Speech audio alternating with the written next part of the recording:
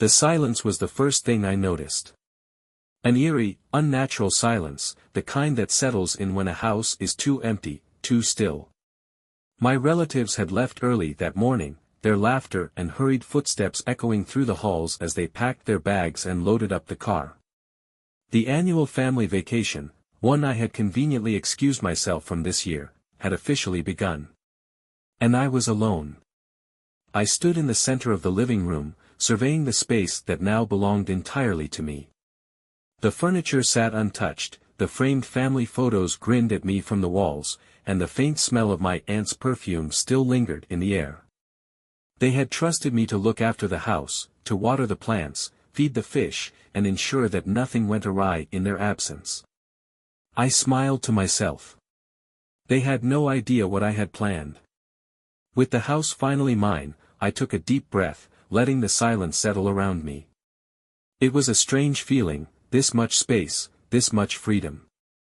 No one watching over my shoulder, no one interrupting my thoughts. It was just me, the house, and the plan that had been forming in my mind for months. I walked slowly through each room, absorbing every detail as if seeing it for the first time. The neat arrangement of furniture, the carefully placed decorations, the soft hum of the refrigerator in the kitchen. Everything was in perfect order, just the way my relatives liked it. That was about to change. I started in the living room, where the family spent most of their time. The large sectional sofa, always positioned just right for movie nights, was the first target. I gripped one end and dragged it 3 feet to the left. The coffee table followed, nudged just slightly off-center. It was a subtle change, but one that would make anyone who lived here feel like something was off, even if they couldn't immediately figure out what. I moved on to the bookshelf, carefully rearranging the books in ways that would drive my perfectionist cousin mad. Thick novels that had once stood tall were now lying flat. Some books were swapped between shelves, others turned backward so only their pages showed. Then came the small but crucial details. The family photos on the wall. I tilted a few at odd angles. The framed picture of my grandmother on the hallway table. I replaced it with an old magazine cover featuring a celebrity she couldn't stand. The kitchen spices. Alphabetized, but in reverse order. I was just getting started. Next, I tackled the bedrooms. I didn't want to cause actual damage, just enough to leave them confused and unsettled. My uncle's meticulously arranged closet, where every shirt had its own designated space, now had sweaters where his t-shirts used to be. His shoes, always lined up in precise rows, were subtly mismatched. In my cousin's room, I took a different approach. She was particular about her collection of plush toys, which sat neatly on a shelf above her bed. I rotated each one so they faced the wall instead of the room. Her makeup, which had been carefully sorted into organizers, was now placed in completely different compartments. The more I altered, the more I smiled. This wasn't just about moving things, it was about planting doubt, creating an atmosphere of unease. They would return in a week, expecting everything to be as they left it. And yet, nothing would feel quite right. I saved the best for last. The attic. No one in my family liked going up there. It was used for storage, filled with boxes of old clothes, childhood toys, and furniture no one had the heart to throw away. But there was something else up there, something most of them had long since forgotten. An old family portrait. It was a large, formal painting from decades ago, depicting my grandparents and their children in a serious, almost haunting pose. The eyes in the painting always seemed to follow you no matter where you stood, and as a child, I had been convinced it was cursed. My mother had eventually moved it to the attic, where it remained, gathering dust and out of sight. I brought it down. With careful precision, I placed it at the end of the hallway, right outside my uncle's bedroom. It stood there, dominating the space with its dark, watchful presence.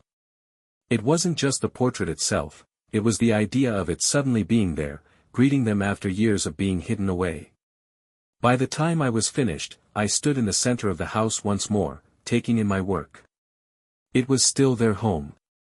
Everything was still in its place, almost. But when they walked through the front door in a week, they would feel it. A presence, a shift, an unease they couldn't quite explain. And that was the real trick. Not destruction. Not chaos. Just enough to make them wonder. Just enough to make them question themselves. Smiling to myself, I headed to the kitchen, grabbed a drink, and settled onto the slightly misplaced couch. Now, all I had to do was wait. The first night alone in the house felt different. Not unsettling, at least, not to me, but there was a certain weight to the quiet. Without the usual background noise of conversation, television, and distant kitchen clatter, every small sound became amplified. The hum of the fridge, the occasional creak of the wooden floors, the rustling of leaves outside, all of it felt sharper in the silence. I embraced it. I had done what I set out to do, and now the house carried a strange energy, as if it too was in on the plan. Sitting on the slightly misplaced couch, I allowed myself to revel in the anticipation.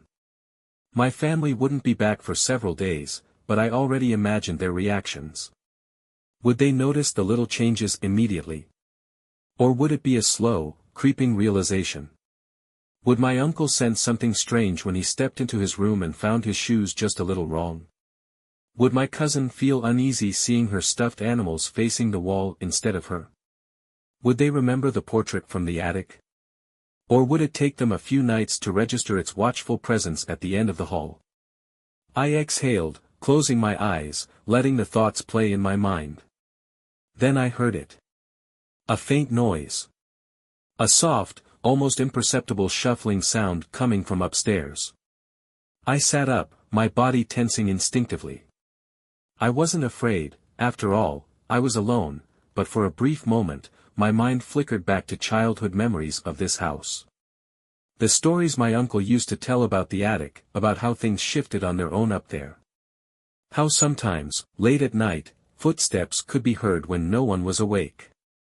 I shook the thought away and stood up. The sound was probably just the house settling. Or maybe a draft disturbing something I had moved earlier. Still, I grabbed the flashlight from the kitchen drawer before heading up. As I climbed the stairs, each step creaked beneath me, the wooden boards protesting under my weight. The second floor was darker than I remembered, the shadows stretching longer in the absence of movement. I walked past my uncle's room, past my cousin's door, past the bathroom. Then I reached the attic door. It was shut, just as I had left it. I hesitated for only a second before turning the handle and pulling it open. A rush of warm, dusty air greeted me as I stepped inside. The attic smelled of aged wood and forgotten things, and the single bare light bulb hanging from the ceiling cast long, unsettling shadows across the piles of boxes. I swept the flashlight across the room. Everything was still. I let out a small breath of relief. Of course, nothing was there. I had let my mind wander too far. But just as I was about to turn around, something caught my eye. The spot where the family portrait had been sitting before I brought it downstairs, it was empty. The dust-covered floorboards showed the faint imprint of where the frame had rested for years, but now, without it, the space looked oddly vacant. That wasn't what unsettled me. It was the footprints. Faint, barely visible, but undeniable, there were marks in the dust leading away from where the portrait had been. As if someone had walked there recently.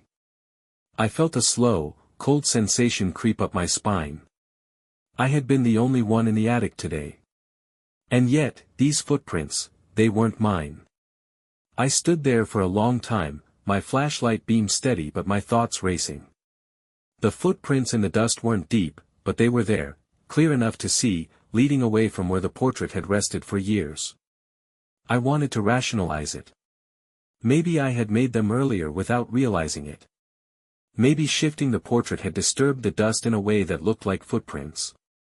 But no matter how I turned it over in my mind, the explanation didn't sit right. I exhaled, shaking off the feeling and stepping back, careful not to disturb the strange markings. It was probably nothing. A trick of the light. The mind playing games when left alone in a quiet house. Still, as I descended the stairs and returned to the dimly lit living room, the house no longer felt quite so empty. I made my way to the couch, trying to let the hum of the refrigerator and the faint ticking of the clock settle my nerves. I told myself that if there was something unusual, I'd notice more as the days passed. I was, after all, watching over the house. And now, maybe it was watching back. The days that followed. I woke up the next morning feeling strangely rested, despite my uneasy night. Sunlight poured through the windows, and for a while, I let myself believe that the night before had been nothing more than my imagination. I went about my day as planned, watering the plants, checking the locks, making sure the house looked exactly as it should. Every so often, I would glance toward the hallway where the portrait now stood, its dark painted eyes seeming to meet mine no matter where I moved. By the afternoon, I had settled into my role as the house's temporary keeper, cooking myself meals in my aunt's perfectly arranged kitchen and lounging in the sunroom with a book. Everything was normal. Until the small changes started happening. At first, they were barely noticeable. A chair slightly out of place. A door I was certain I had closed left half open. The faintest sound of movement in the middle of the night, too quiet to be footsteps, too strange to be the usual creaks of an old house settling. One evening, as I sat at the dining table eating dinner, I swore I heard the distinct sound of something shifting upstairs.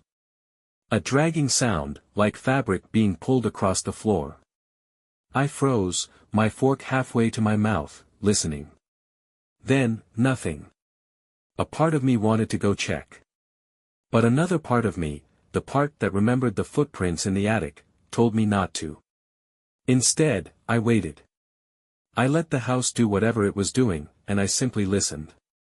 It wasn't until later that night, when I passed the hallway portrait on my way to bed, that I noticed something was different. The portrait had moved. Only by an inch. Maybe two.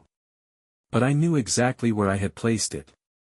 I stared at it for a long time, my breath slow and controlled. The rational part of me wanted to blame it on the floor being slightly uneven, or on me misjudging where I had positioned it in the first place. But I knew better. I was no longer the only one playing games with this house. It was playing back. I didn't move the portrait back. Not because I didn't want to, but because I needed to see if it would shift again. If I corrected it, I'd never be sure if something was truly happening or if I was just imagining things. Instead, I left it as it was, slightly askew in the hallway, its dark painted eyes following me as I walked past. I told myself I wouldn't let it bother me. That night, as I lay in bed, I kept my door slightly open, ears straining against the silence. The house had been quiet all day, but I had a feeling it wouldn't stay that way. I wasn't wrong. Sometime after midnight, a sound pulled me from my light sleep. A soft, deliberate creak. Then another. I held my breath, my mind instantly alert. The sound was coming from outside my room. Not the usual shifting of an old house, but something measured. A step. Then another. Slow, hesitant, careful. Someone, or something, was in the hallway. I felt my body tense, my pulse drumming in my ears as I listened. The sound stopped just beyond my door, the floorboard settling under unseen weight. I wanted to sit up, to move, to do anything, but I found myself frozen in place, my breath shallow. I wasn't scared, exactly. I just didn't want to disturb whatever was on the other side of the door. And then, nothing. Minutes passed, maybe more. The house returned to silence. Finally, I worked up the courage to shift in bed, slowly sitting up and glancing toward the door. The hallway beyond was dark, nothing visible in the dim glow of the nightlight my aunt always left plugged into the wall. But I knew something had been there. Had it been waiting for me to come out? Or had it just been passing through? I didn't sleep much after that. Strange occurrences. The next morning, I walked into the hallway to check the portrait. It had moved again. Only slightly, but this time, it wasn't just shifted out of place. It had turned just enough that it was now angled toward my bedroom door. I stood there, staring at it, my stomach twisting into a tight knot. I hadn't touched it. I was certain of that. But something had. I let out a slow breath and did what I should have done before. I pushed the portrait back into the attic. This time, I made sure to place it in the farthest corner, face down, where even the dim light from the single attic bulb couldn't reach it. Dust puffed into the air as I lowered it to the floor, the heavy frame settling into its old resting place. There, I muttered under my breath, brushing my hands off. Stay put. And for a while, I thought that was the end of it. The whisper. The day went by without incident. The house was still, the atmosphere lighter without that portrait looming in the hallway. I almost convinced myself that everything had just been a trick of my imagination. Until that night. I had just turned off the lights, settling into bed, when I heard it. A voice. Not loud. Not clear. Just a faint whisper. I sat up immediately, my pulse hammering in my chest. It had come from the attic. It was too soft to make out the words, but I knew what I had heard. A breathy, whispering sound. Something speaking. Something that wasn't supposed to be there. I didn't move. I didn't even blink. I just listened, my entire body rigid with tension. But the whisper didn't come again. Instead, the house fell back into silence. A silence that now felt heavier than before. I clenched my jaw, gripping the edges of my blanket, my mind racing. Had I woken something up? Or had it been awake all along, waiting for me to notice? I didn't know the answer. I just knew that the house wasn't empty anymore. Morning light did little to shake the unease that clung to me. I went about my routine as if everything was fine, but I couldn't stop thinking about what I'd heard the night before. Had I really heard a whisper? Or had my mind, already on edge, simply created one?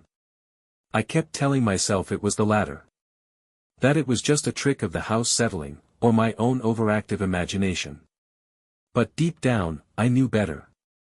Because the house had changed. It wasn't obvious. If someone else walked in, they wouldn't notice a thing. But I could feel it. The air was heavier. The silence was different. And the attic felt like it was waiting for me. I tried to ignore it. I kept myself busy. I cleaned, I read, I went outside just to breathe air that didn't belong to this house. But no matter what I did, I always ended up glancing toward the ceiling, toward the place where I knew the attic door rested. By midday, I gave in. I wasn't afraid. I was just curious. That's what I told myself as I made my way up the stairs. The attic is not as I left it. The attic door creaked as I pulled it open, the warm, dust-filled air brushing against my skin. I stepped inside, my heartbeat steady but slow, and reached for the single hanging light bulb. As the dim light flickered to life, my stomach dropped. The portrait was no longer where I had left it. I had placed it face down in the farthest corner of the attic. I knew I had. But now, it was standing upright, leaning against an old trunk. Facing the entrance. Facing me. For a long moment, I just stared. Then, slowly, carefully, I stepped forward. The floorboards groaned beneath my weight as I approached the painting. My fingers itched to touch it, to turn it over and see if anything had changed. But something in the back of my mind, some deep, instinctual part of me, whispered, "Don't." I swallowed. Then, in one swift motion, I grabbed the frame and flipped it over. Nothing. The image was the same as it had always been, my grandparents, their eyes stern and unwavering, frozen in time. The dust on the glass was undisturbed. It looked exactly as it should. And yet, I felt something. A shift in the air. A presence, unseen but there. I stepped back, letting go of the frame. My breath came slower now, more controlled. The house is watching me. That thought settled in my mind like a stone sinking into deep water. I turned away, determined to leave the attic and not return. But just as I reached the door, a whisper. Soft. Low. Right behind me. I spun around, my pulse hammering. Nothing. Just the attic, just the dust, just the old things forgotten by time. But I knew I wasn't alone. And whatever was here, it knew I was listening. I locked the attic door behind me. It didn't make me feel safer, but it gave me the illusion of control, like shutting it out meant shutting it away. It didn't. The house felt different now, and I knew it wasn't just in my head. There was something here, something that had always been here, waiting in the quiet. And now, it knew I was paying attention. I spent the rest of the day trying to act normal. I made lunch. I watched TV. I even walked through each room, checking to see if anything else had changed. Nothing had. The portrait was back in the attic, where it belonged. The furniture was still slightly misplaced, the small pranks I had set up still intact. But the feeling remained. Like the house was holding its breath. Waiting. The whisper returns. That night, I did everything I could to stay awake. I left the lights on. I played music softly from my phone. I even read a book, though I barely registered the words. But at some point, exhaustion won. I fell asleep. And I woke up to the sound of my name. It wasn't loud. It wasn't clear. It was a whisper. But it was unmistakable. Daniel. My entire body went rigid. I wasn't dreaming. I blinked, adjusting to the darkness, my breath coming too fast. The room was the same. The house was silent. But the whisper had been real. And worse. It had come from inside my room. I sat up slowly, my hands gripping the edge of the blanket. My heart pounded so hard I could feel it in my throat. I scanned the room, but I was alone. Or at least, I should have been. Then I noticed the door. It was open. I knew I had shut it before bed. I always shut it before bed. But now, it stood ajar, the hallway beyond stretching into darkness. Something had been here. Something had stood in my doorway. And it had whispered my name. The house breathes. I didn't sleep after that. I sat in bed, waiting, listening. The whisper never came again, but the feeling remained. Like something unseen was pacing the house. Like the walls themselves were breathing. By morning, I had made a decision. I needed to leave. I had wanted to play a prank, to unsettle my family with small changes, tiny shifts. But now, I was the one who felt like a guest in my own home. No, not a guest. An intruder. Something had been waiting here, unnoticed, undisturbed. And I had woken it up. But as I packed my bag, as I grabbed my keys, I heard it again. Not a whisper. Not my name. Just breathing. Slow. Steady. Coming from the attic. I froze. The sound was unmistakable. A slow, steady breath, deep and deliberate, like something was standing just out of sight, waiting for me to acknowledge it. I turned toward the ceiling, my pulse hammering. The attic. The breath had come from inside the attic. I wanted to ignore it. I wanted to pretend I hadn't heard it, to walk out the front door, get into my car, and never look back. But I couldn't. Because as I stood there, the air in the house changed. The silence became heavier. The walls felt closer. And then. A creak. Soft, but deliberate. The unmistakable sound of a door slowly swinging open. The attic door. I felt a cold chill creep up my spine, my skin prickling as I turned toward the staircase. From where I stood, I couldn't see the attic door at the end of the hallway. I didn't want to see it. But I had to look. Because if it was open, that meant something had opened it. And I was supposed to be alone. A choice I didn't want to make. I took slow, careful steps up the stairs, my breath shallow.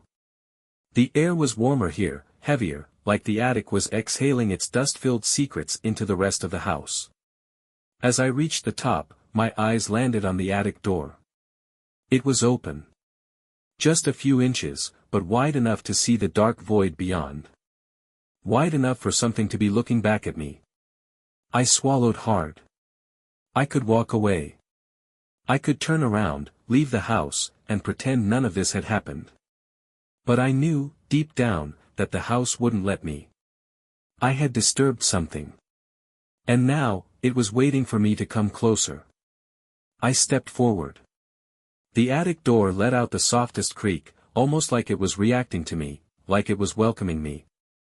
The light bulb inside flickered, casting shadows along the floor. The dust swirled in the stale air, unsettled by my presence. And then I saw it. Footprints.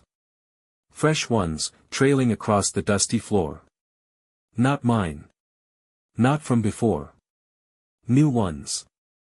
Leading away from where I had left the portrait. My pulse thundered in my ears as I followed them, my feet moving before my brain could tell me to stop. The footprints led to the farthest corner of the attic, where old boxes and forgotten furniture sat untouched. But the portrait was gone. My stomach twisted. I knew what that meant. I knew what I would find if I turned around. But I didn't want to see it. I squeezed my eyes shut, standing there in the dim attic, the dust settling around me. The silence stretched, thick and suffocating. Then. A whisper. Right behind me. Daniel. I turned.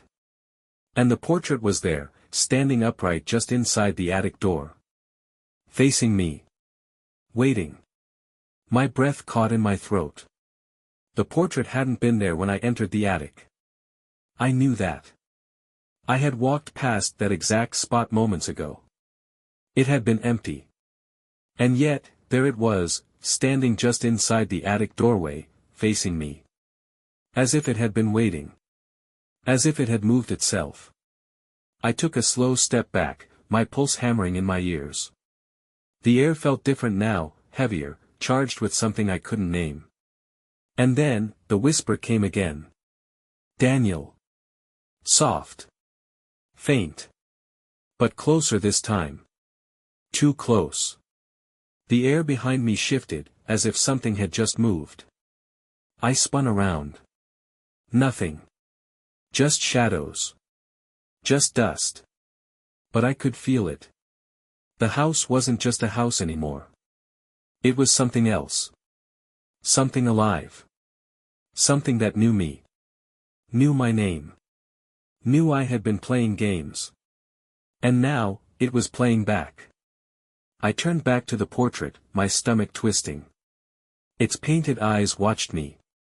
And then, so slowly I almost didn't believe it. The lips moved. I didn't stay to see what they said. I ran. The last goodbye. I don't remember flying down the stairs. I don't remember grabbing my keys or yanking open the front door. I just remember leaving. The house loomed behind me as I jumped into my car, the dark windows reflecting the gray sky. For a moment, I sat there, gripping the wheel, trying to convince myself that none of it had been real. That the portrait hadn't moved. That I hadn't heard my name whispered in the empty attic. That I had imagined everything. But I knew the truth. The house wasn't empty. It never had been. And I had woken something up. Something that wasn't supposed to be disturbed. I took one last look at the house before driving away, knowing that when my family returned, they would step into something changed. They wouldn't know why. They wouldn't understand the uneasy feeling in the air, the way the shadows stretched just a little too far at night. They would simply feel it. Like I had. And they would never know. That the house had remembered me. And that it was waiting for me to come back. The end.